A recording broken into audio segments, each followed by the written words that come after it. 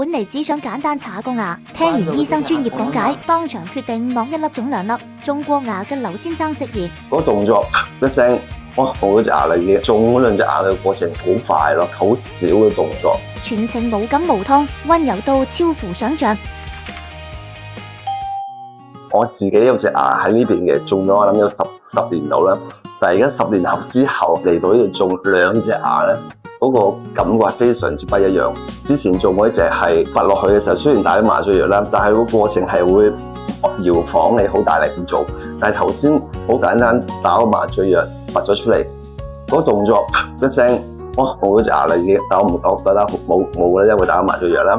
但係嗰個種嗰兩隻牙嘅過程其實係好快咯，同埋好少嘅動作。做落之後就唔緊張，冇事，而家可以看到嘢。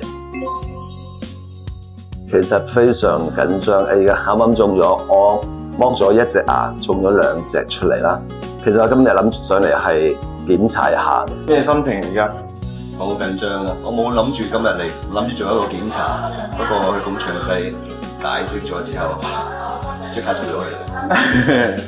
醫生同我做咗個好快嘅檢查之後，照咗 X 光啦。覺得嗰隻牙，因為我隻牙係歪咗落嚟，斜咗，其實冇用咗。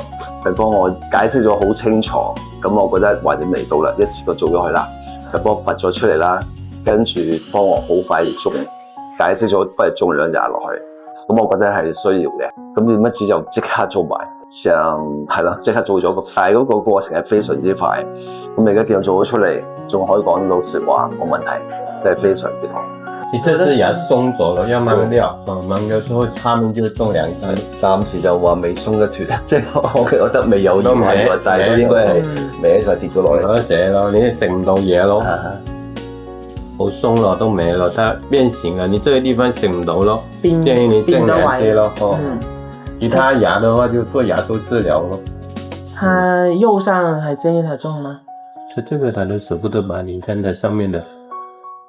鬆哦，你上面嗰隻都鬆咗。他捨得拔就先拔掉，不捨得拔就先下面種2顆。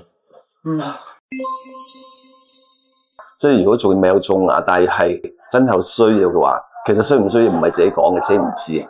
專業人士、專業醫生啦、檢查人啦，佢會睇咗之後俾佢專業意見你，覺得需要。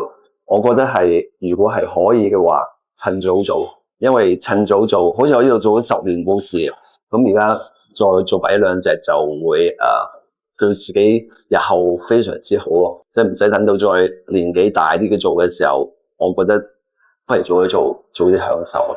OK，多謝晒。